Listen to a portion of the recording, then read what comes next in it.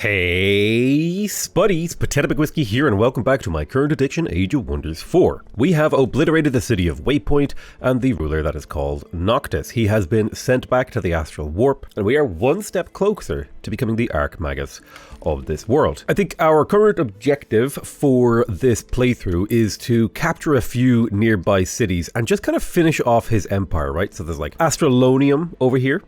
Is a free city. We could come over here and blow up Gore Pit. And also we need to take out Heartfang. So I think we'll get to work on those things. I do have the army heal spell. I'm going to cast this like once on my main stack just to bring its health back up to a little bit more reasonable. Do I want to hang around and wait for the city to get vassalized, or do I want to just go and start the fight? You know, I think I can put this city under siege, so I'm going to start moving my army stacks over there. I don't think you need to sit around and wait always for the city to get, what you call it. You don't always have to sit around and wait for the city to get vassalized. Sometimes it does make sense to actually go for it. Right, let's start the siege of Heartfang. That will take 3 turns. I think I'll just add on a harass the defenders project. I don't think we really need to speed this up. It doesn't need to be fast. I guess theoretically, if I added a headlong assault, the siege would go faster, or an undermining of the walls. Yeah, let's drop an undermine of walls just to bring it down to a 2-turn siege. I think that's fine. Gloom Hooknail wants me to become his vassal. Now, he thinks that that's a reasonable proposal because he's stronger than me. But I reckon my economy and my expansion ability is roughly on par with him. So I think I can actually take him, and I don't need to take that piece. So I'm going to go ahead and decline that and let him be mad. We have just finished researching Unleash the Beast, which is going to be very helpful for our phase beasts. And we're going to go ahead and pick our next spell, and we can get our tier 4 tomes. Let's look at what tier 4 tomes we have available. It looks like we have only the Astral tier 4 tomes. We could go for the Tome of Astral Convergence or the Tome of the Astral Mirror. So the Tome of Astral Mirror, the initial bonus is Astral Affinity, the Root of Astral. The Root of Astral is the Tier 2 Magic Victory Province Improvement. It makes all of your Astral spells 20% cheaper to cast. Astral buff and healing spells grant bolstered resistance, making you really good against magic damage. That's effectively a like 22 to 25% increase in resistance to magic damage, or effective HP against magic damage. We also have Magic Deflection, which is a hero skill, which reflects 50% of non-physical damage sustained back onto attackers. Quite a powerful hero ability. Astral Reflections. This is a combat summon spell, which allows you to summon Astral Reflections. Now, Astral Reflections only do half damage, and they cannot summon other units, but this is a way for us to essentially get more troops onto a battlefield, and the more troops you have on a battlefield, the more things enemies have to kill. We also have Astral Revelation, which gives all of your units and cities plus 7 vision range. The Summoner Mirror Mimic, which is a tier 4 ultimate unit, or penultimate unit, it's one step down, that can mimic other units and become stronger when they transform into lower tier units and weaker when they transform into higher tier. Otherwise, it has a melee strike. The Mirror Mimic could be quite interesting. We have the Throne of Mirrors. When the city is besieged, this is a city structure, grants the defender an astral reflection of their ruler if they are not present. So this is effectively a way to have your ruler participate in every battle that defends your cities. And then we could also get Mirror Veil, which allows our polearm and shield units to reflect 50% of the non-physical damage they sustain back onto attackers. This could be a way to make our shield units incredibly powerful. The polearm units I would be less enamored with, but the fact that our shield guys could reflect damage would be really, really powerful. On the other hand, we could go for the Tome of Astral Convergence, which is about casting a whole bunch of spells. I really like the idea of focusing on the spellcasting thing. That's kind of the direction I've already taken my empire, especially with Cascading Power, right? Every time I cast a spell, there's a random enemy taking 5 damage at the end of my turns. We've got Astral Attunement, Arcane Maelstrom, Explosive Manifestation, Astral Shattering. I'm going to take this. I'm going to take Tome of Astral Convergence. I like it a lot more because thematically it fits with my build a lot better. That's really my only reason for taking it. So if I think about which of these things that I really, really want, I like the idea of Arcane Maelstrom, but this is a siege project. It doesn't get used that often. So I think Astral Attunement, this is really good for me, I think. It's not much mana or knowledge, but the ability to pass through obstacles is quite handy. But I would say the best spell for me here is Explosive Manifestation.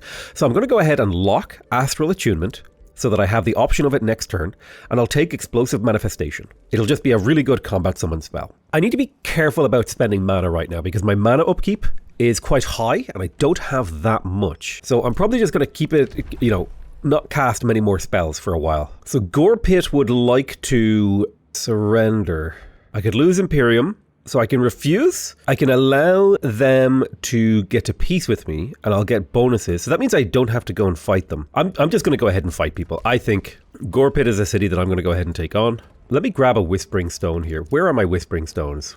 Coalhaven has one. So let me come over here to Coalhaven. In 2 turns, who else has one? Let me see here.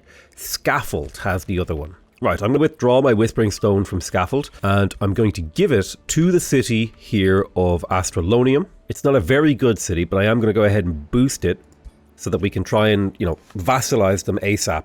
I'm going to take Focus Studies to get a slight boost in my mana income. It's not much, but it will help throughout the game as I continue to expand my empire. He has built the Root of Materium, which is the Tier 2 building required for the magic victory. So I do need to keep an eye on him. He could be somewhere in the region of 15 to 20 turns from actually finishing the game and winning. So that's something I need to be prepared to deal with. And you can see road building actually does give you quite a bit of extra movement. You can see my units can reach about to this tile right here.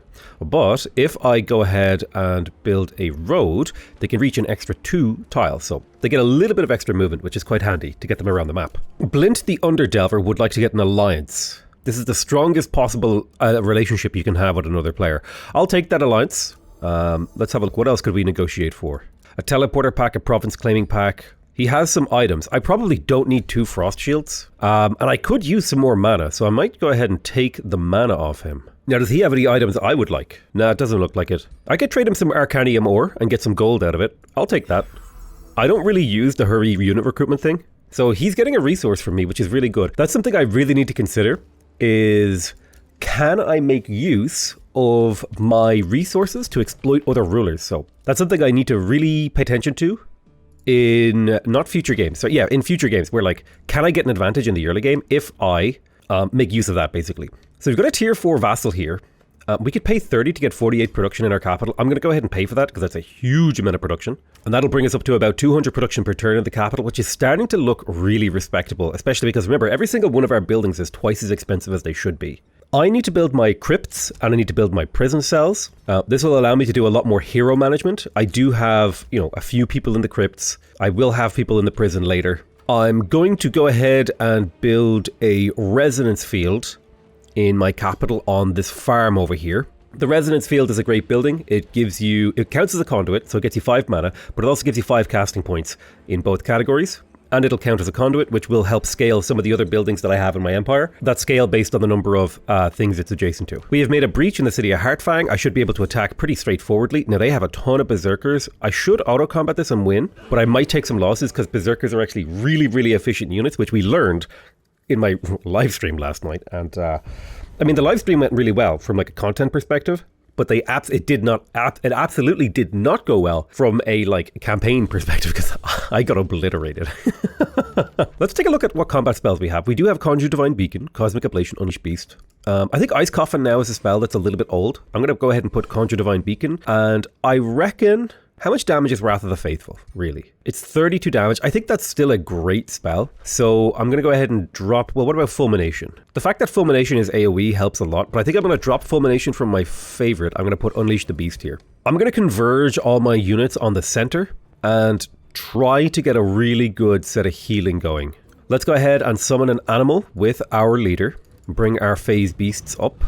Get everyone into a nice tight pack. Drop a little Mending Touch. And a healing prayer to bring people's health back up. Bring you forward. Mending Touch him. Soothing prayer. I'm trying to get all my units as close as I can to my hero so that we can do a nice big AoE heal. Because I don't want to lose any units. If I can avoid losing units, I think I'd be happy. I'll bring my Soother over. I'll bring my Pikeman over. Go ahead and drop a little heal on him and then soothe him. Boom. Perfect. Now you have what? Assassinate? 12% chance of assassinating. Let's just go this way. Get everyone gathered up. I'm going to drop a Divine Beacon here to give a little bit of healing. Oh, he came for me. Okay. Let's cast another Divine Beacon to provide healing and morale.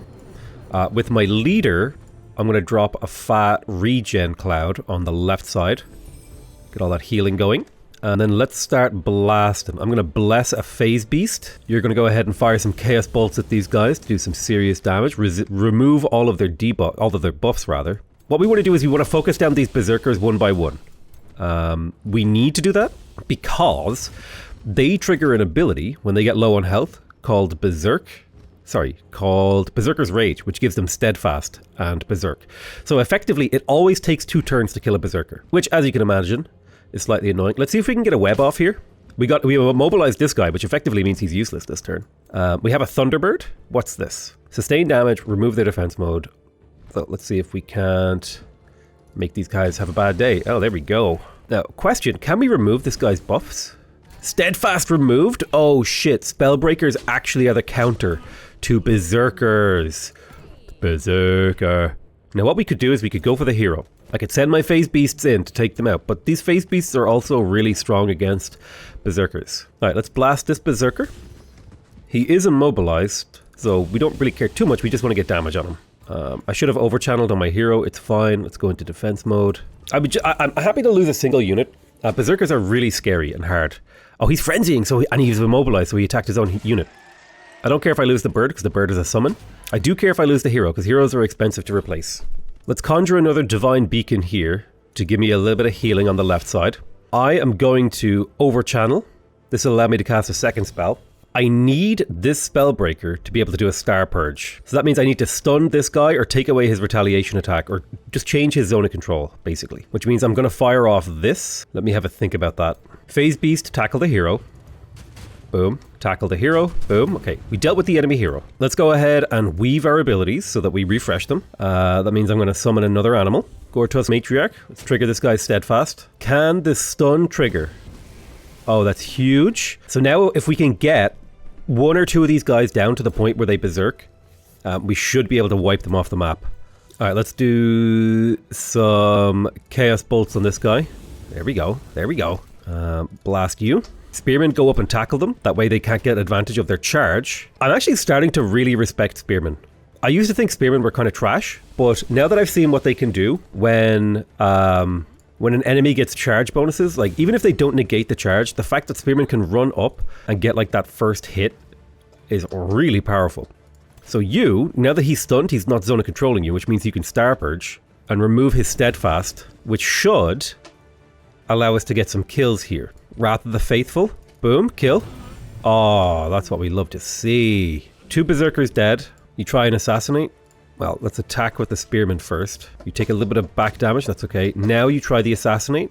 44% chance of a kill. Resisted the Assassinate. Go ahead and wind wipe him. And kill this guy, because I think his Steadfast is already triggered. Perfect. And then flank this guy and hit him in the butt. So we triggered his Steadfast on this turn, which is honestly excellent. God, I love these Divine Beacons. They're so powerful. The fact that they fill your morale and your health up, it's like such a power move. Okay, this guy's berserking and he's Steadfast again. Unfortunately, I don't have a Star Purge for a couple of turns, so we just have to like live with him as he is. So yeah, there's nothing we can do. We just have to end a turn and wait. Go ahead and kill him. Perfect. So I think that's a lot better of an outcome than we got. We only lost 1 Arcanist. I mean, I'm sad to lose an Arcanist for a shitty city like this, but we're going to go ahead and vassalize the city as well. We collected the remains of Gasha Bloodfeather, and she had a tier 2, a hat, a robe, a ring, and an orb. So I could revive her, or I could sell her remains and get her equipment. I think I'll sell her remains and take her equipment, because I really just haven't found much equipment this game. And so being able to add like a 5% crit chance to my hero, and an Orb of Seeing for a little bit of extra vision range, a Robe of Resistance for a little bit of resistance. I think I'll keep the Paladin's Winged Helmet. No, actually, I'm going to put the crown on her. I'm going to give the Winged Helmet to my melee hero. Which is this guy right here, Gerbera Starseer. You can have the Winged Helmet because you're more of a melee character. That honestly, it makes a lot more sense. I've decided I'm not going to go fight Gorpit. I'm just going to pay them off for peace. I probably should have taken peace in that event that popped up, but I realized it would take me like several turns to like get into the water, get back out of the water, walk down here, fight them, and then I would have to come back just to try and deal with Gloom Hookdale. And I think I'd rather just get my armies moving in that direction now. And I may also pay off Bloodguard here, although I believe Arctica is actually the leader of that, so maybe I can't do anything with that yet. We've just researched Explosive Manifestation, which is going to be a very nice tier 1. I can't tell what tier spell it is, but it's a really, really good spell. I don't need Emergency Teleportation.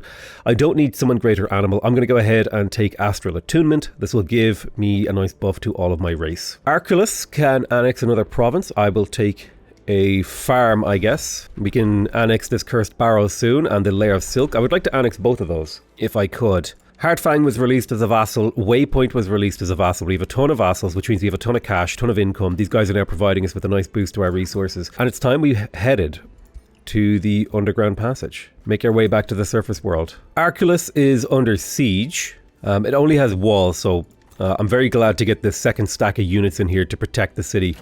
And we will continue to recruit. I'll probably see if I can get an arcane guard before the city goes. We can go ahead and get Astral Binding, which will give new Magic Origin units +3 rank. Now, Magic Origin is when you summon, or when a unit requires upkeep. Coalhaven has returned our Whispering Stone. I could give it to this guy, so I would get Supreme Vassalage in 9 turns. Whose Vassalage level is low here? Scaffold is flourishing. I think we'll try to build up Mysticarium. I'll give them a Whispering Stone. That'll be a Vassalage in 8 turns. Right, let's recruit some more units. I'm going to go ahead and get 3 more Ram warships, so I have a Navy stack. I can start clearing out the ocean. I would like to expand my city capacity. Let's do some more Covenant of the Faith. Heartfang and Waypoint. This will get me another 5 Imperium per turn. Another Covenant of the Faith. So we're up to 85 Imperium per turn, a lot of it coming from our vassals, which is fantastic. 35 of it's coming from our vassals. I think that's money well spent. We do have a problem with our mana upkeep. That's a little bit of a problem, is our mana. So I'm going to have to come into Starspire here and probably build a mana obelisk to try and get that mana income up. I will let the prison cells finish though. But now that we have hero crypts, I do believe that I have the option to resurrect my fallen heroes if I can retrieve their corpses. And I believe I can also recruit a lot of heroes. Sometimes you can recruit people that are in your prison. It depends. I think there's ways to do that. I feel like I've seen that option, or else I'm making it up. Our treaty with Coalhaven ran out. Let's go ahead and have a look. I think we pay 13 gold for 24 food. That'll help the capital. Let's go through our list of free cities that we have as vassals and see if there's any trading that we want to do. Astral Anchorage, absolutely I'll trade for production. Obscurum, it's a little bit expensive. If I could get a mana trade, here we go. Money for mana, that's perfect. Heartfang, thank you so much. Scaffold, money for mana, that's perfect. We really need that mana. I can pay 150 mana. Okay, 30 gold for 48 production, hell yeah. Astralonium, I could pay 13 gold for mana. Yeah, I think these free cities are really helping me rebalance my mana economy. Because like, look how much mana is coming from trading. Just like a huge amount. I'm going to quick recruit a Spellbreaker just so that I can fill out this army to the ideal. Ooh, this Draxpur army is terrifying. Okay, so this is a tier 5 unit. Now, tier 4 units are pretty scary. Right, this is a tier 4 Tyrant Knight. Let me talk to you about the Tyrant Knight, okay? Demoralizing heavy charge, it does a lot of damage, okay? But it doesn't have anything that's particularly scary, okay? Sure, it lowers people's morale. It is anointed. It has intimidation aura, right? So if it stands next to someone, it lowers the morale. This is a scary, mundane unit, okay? This is a tier 5 mythic unit. This thing fucks, okay? Especially when you have 2 of them. Divine Vengeance deals 31 light damage, holy damage, to all non-faithful units in a 2 hex radius, okay? That is a ridiculous amount of damage. I think it hits on the order of 7, like 15 tiles. If you have 2 of them, you can wipe an army stack if you use this ability correctly. Now, the one thing that we do have is this is not a melee mage. So if we get into melee with it and we can surround it, it won't be able to use these abilities. So that's going to be what we use our phase beasts for. Those are like tier 5 units, okay? Really scary. My outpost over here is under siege. Thankfully it has walls, so it'll take them 4 turns to break it. I'm going to cast Empowered Beasts to give my phase beasts an extra 20 damage and 10 hit points, and it'll also decrease the number of units in their formations, which should turn them into single entity units, which means that even as they get down to almost 0 health, their ability to heavy charge strike and do damage won't actually decrease. Alright, let's have a look. Cult of Personality. So a personality cult for my leader has been founded. I can gain alignment, I can gain food, I can gain research, or I can gain production. Production is the thing I need the most, so I'm going to take this. This will finish my mana obelisk and my resonance fields, giving me a nice boost to my mana upkeep. We can annex another province, which I absolutely will be doing. So let me kind of mentally plan out where I'm going to place things. I think my channeling tower is going to go here. My Mystic Abbey is going to go here. A conduit's going to go here, and then a spelljammer is going to go here. So let's do that. Okay, I have the plan. Channeling tower down. We need to get these conduits because what we're really lacking right now is a strong mana economy. I'm also going to go ahead and grab the monolith, and eventually I want to get the Mages Guild right here so that we can scale our mana as well. We need to deal with this army stack. He's got Dark Knights and Night Guards. Okay, we need to deal with him. There's no 2 ways about it. He just needs to be dealt with. I'm pretty sure I'll lose units here if I auto-resolve because the Shrines of Smiting are devastating. Yeah, we lose a Phase Beast. Honestly, is a Phase Beast that big of a deal to lose? No, I can just resummon one. I'm going to take that fight. And I'll just resummon a phase beast. Oh, we just got Astral Attunement. This is a major racial transformation. We definitely want to cast this as soon as we can. So do we want Arcane Maelstrom, which will deal damage every turn during a siege, or do we want to get Astral Shattering, which will allow us to just directly destroy enemy provinces? The problem is, in order to target enemy cities, they need to not have a Spelljammer, and pretty much every single hero should be building Spelljammers if they know what they're doing. So to that end, maybe the Arcane Maelstrom is a better research here. It just gives me a unique siege project. Right, my ruler has leveled up. She is level 12. And we can go ahead and continue to level. So if I take a look at her spells, battle magic, any new battle magic things?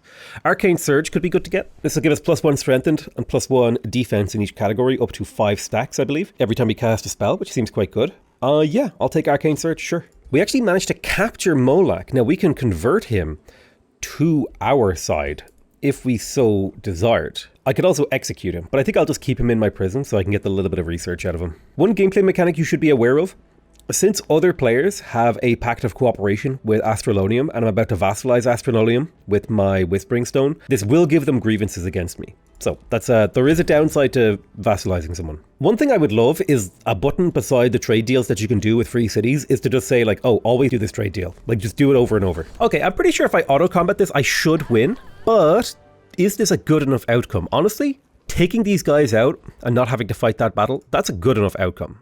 That's a win in my books. Let's summon the Phase Beast directly into my leader's army. Perfect.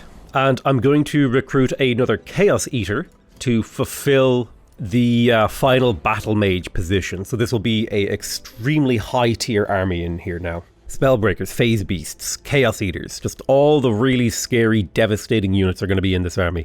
Now, Chaos Eaters are melee mages, so they're not quite the same as Spellbreakers, and it is good to have Spellbreakers because they can purge the Barbarian Steadfast. I gotta respect the ability to break buffs. I feel like I'm starting to learn a lot about how the game's mechanics like weave and interact. I'm also going to go ahead and found this Halfling Builder City over here to be able to start making the coastal dreamland that I wanted. There is a new Rally of the Lieges. I could do a big round of recruitment. I might do that in a couple of turns. I'm going to go ahead and probably start repairing my improvements in this city. It's an expensive move, but we had taken a bit of damage. This outpost was under siege, but it looks like they're preparing to retreat. Let's go ahead and build a road over to get a nice fight going. We'll get him killed. Should be an easy win without losses. Okay, I guess these Dark Knights did a bit more damage than I was expecting, so I will just fight this manually because I don't want to lose these troops. This time I used my Phase Beasts to exacting capacity and lost nothing. Gerbra Starseer has leveled up. Now she has been exceptionally focused on melee combat, heavily focused into the warfare direction, and I'm going to go ahead and finish off getting defense here. I want her to be able to hold the front line. I think we're going to put Draxpur to the sword before we go for Crystalios. Let's go ahead and grab our heroes and start moving them in that direction. We finished researching Arcane Maelstrom, so we can start a new research.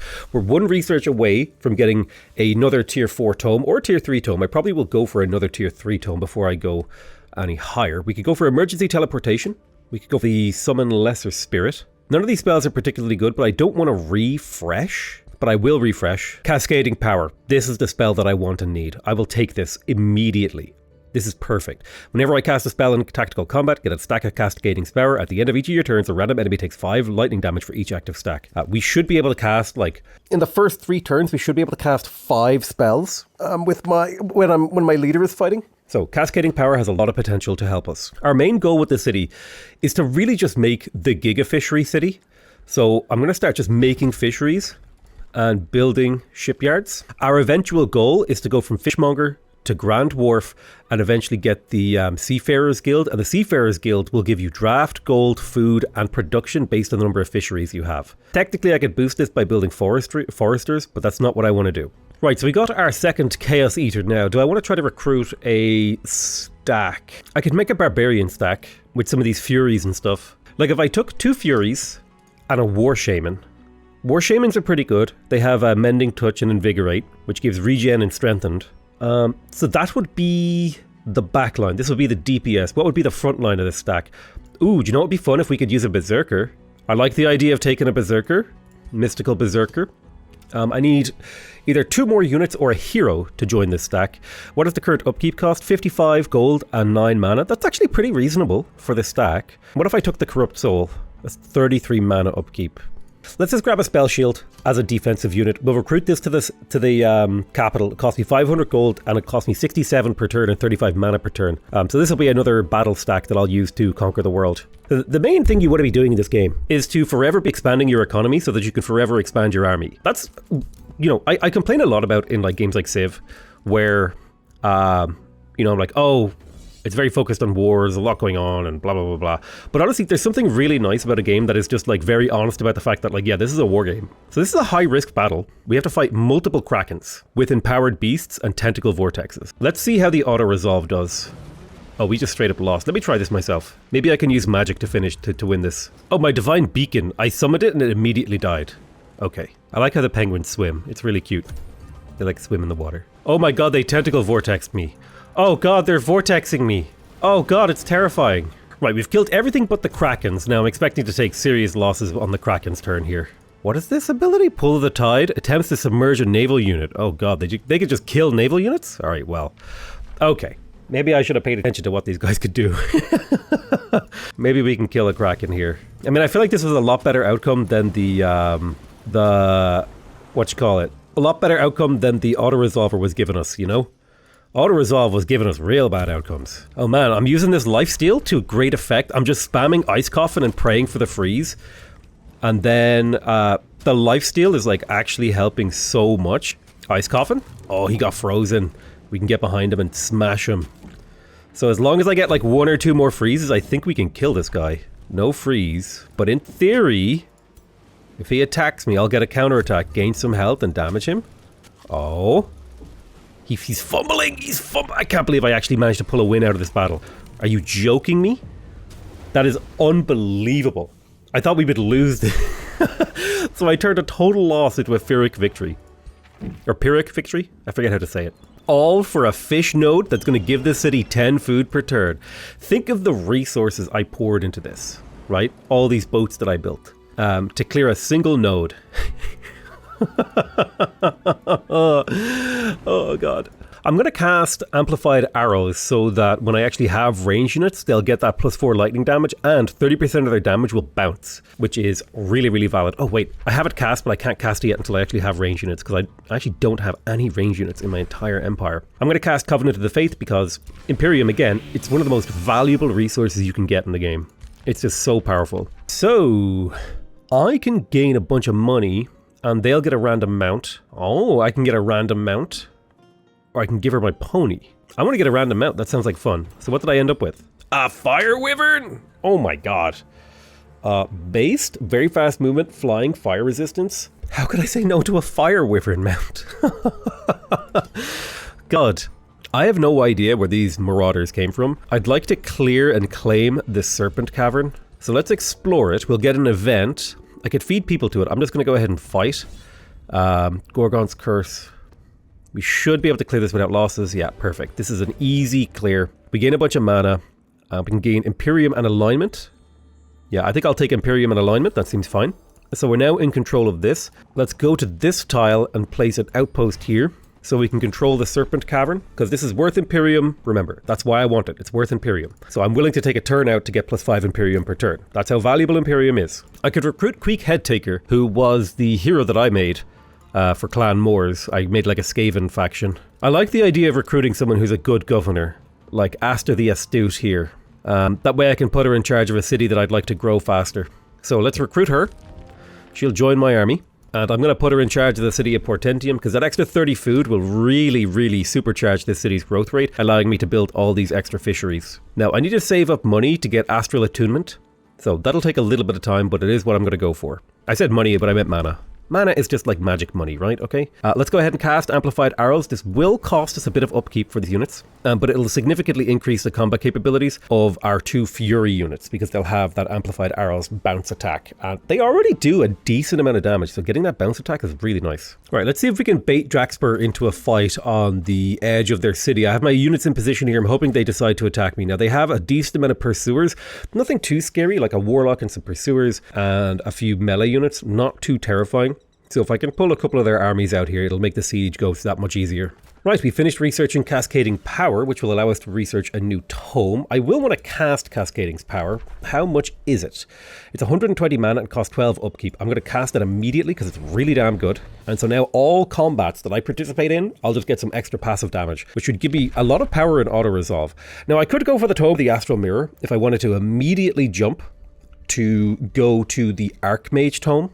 But I could also decide to take a Nature or a Order Tome, get up to 6 affinity in either, and then go for a tier 4 Nature or Order Tome. Let's take a look at the tier 4 Nature and Order Tomes. So let's look at Order first. So the tier 4 Order Tome is the Tome of Exaltation. We can get the Angelicize, Major Racial Transformation. Ascended Warriors would allow me to rank up my units. The Shrine of Smiting would allow me to do big damage, scaling off my Faithful units. Resurrect Unit would allow me to just resurrect units.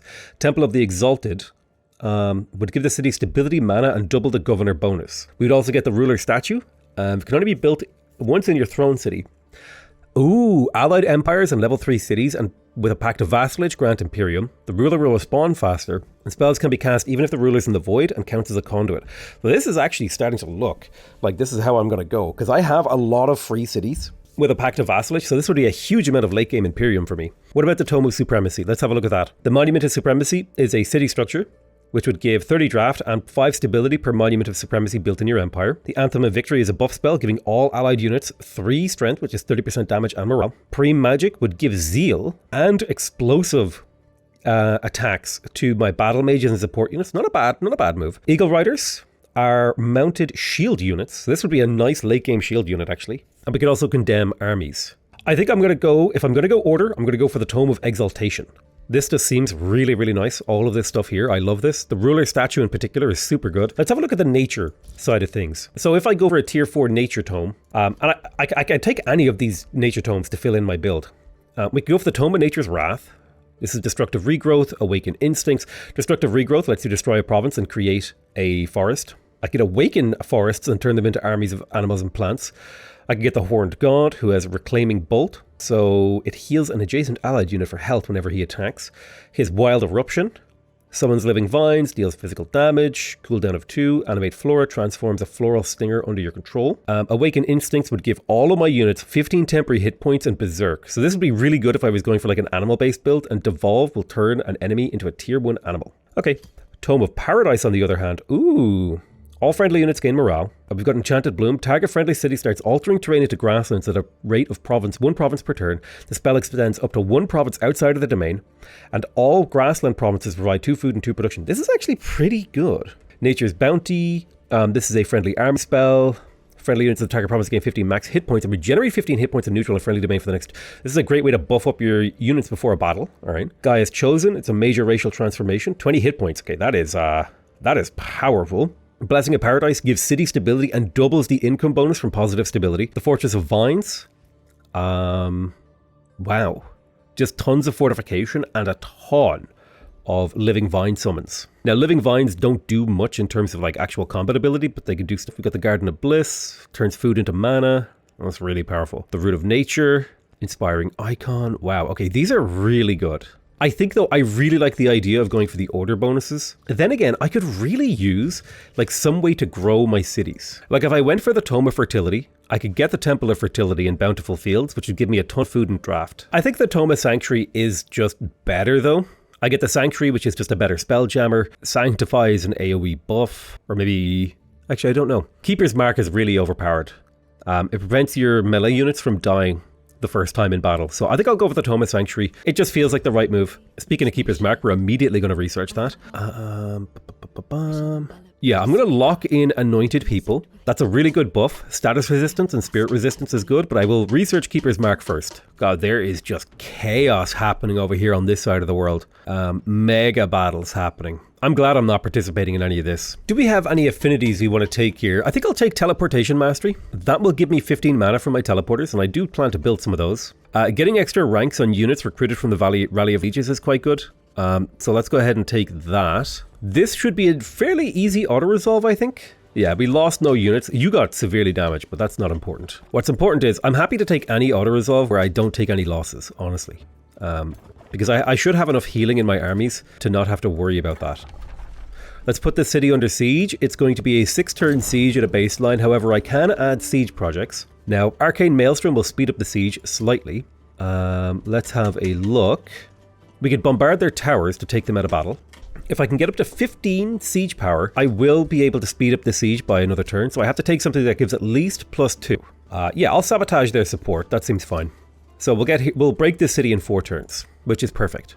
Plenty of time. We have finished researching Keeper's Mark. Let's get Anointed People to give us extra status resistance and spirit resistance. We haven't quite cast these yet, but we're still working on that. Gerbera Starseer has leveled up again. She's currently level 9. One more level and she get another ultimate ability. Let's take Defense 3, bringing her up to a healthy 8 armor. Now, Defense 3 gives 2 armor and 10% evasion. So she has a total of 4 extra defense and 20% evasion, which is really powerful, especially considering she has a what is it called? Wind barrier. So she actually has an 80% reduction to being hit by ranged units, which is kind of blowing my mind. That's so damn powerful. I've got my 4th stack over here. The Sanctuary, do you function as a conduit? You do function as a spelljammer, so I'm going to go ahead and probably stand on that and pillage it to make sure that we can actually use spells in this battle. Right, so I can shave 1 turn off my growth at a cost of 55 gold per turn. I can spend a whole bunch of money and shave 2 turns off. I can lose stability. I can do an order affinity check, which would give me stability and gold. That's pretty good. I'll do the order affinity check. A 70% chance to hit. I'll take that deal. All right, perfect. We managed to nail it. Happy with that. My ally's Root of Materium just got blown up, which means Halcyon here with their Awakeners actually just did major work. There's a huge array of enemy stacks over here in the Fog of War.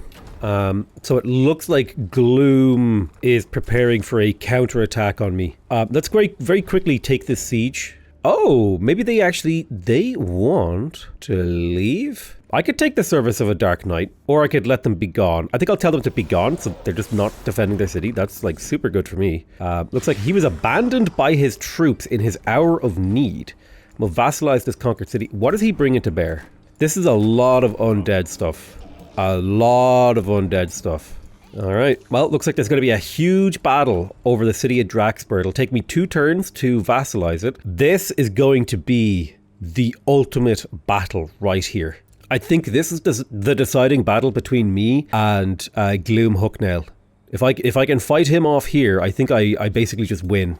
Okay, it's time for another tier 4 tome, and this time we will be going for the Tome of Exaltation because we want access to the ruler's statue. Once we finish researching the Tome of Exaltation, we'll be able to go for the tier 5 tome, the Tome of the Archmage, where we will finally become the Archmagus. We'll get access to spells like Time Stop that will stun, distract, and mark enemy units, making them completely vulnerable damage. We can teleport our leader around the world. With the Astral Travel spell, we'll have Cosmic Overdrive, which will give all of my Magic Origin units a 30% damage bonus and very fast movement. And we'll have the Disruption Wave, which disables enemy unit enchantments and dispels all positive status effects on enemies and dispels all negative status effects on allies. Okay, that is a game changer. We'll also have Maximized Magic, giving magic attacks a 100% critical hit chance on my hero. Oh my god. And the Heart of Astral, which will give our astral spells plus 20 lightning damage, and they'll inflict sundered resistance. This is required for the magic victory. So I'm excited to be the Archmage.